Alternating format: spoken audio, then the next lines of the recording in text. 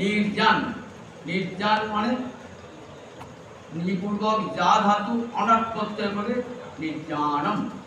যা ধাতু মানে যাওয়া, গমন করা। প্রাণবায়ু নিঃসরণকে বলে নির্জান।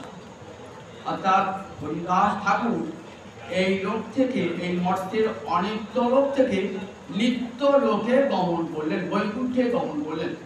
তাই এটি কোথায়? হরিদাস নির্জান তিথি। দন্তনা হাসি অন্তর্জয়ের আকার মূর্ধন্য। এই নির্জান তিথি, নির্যাস নয়, নির্জান তিথি। অর্থাৎ হরিদাস আজ বৈকুণ্ঠে গমন করলেন এই মর্ত লোক থেকে।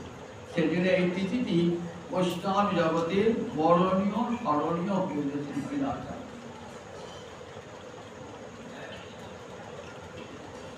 মহাপ্রভু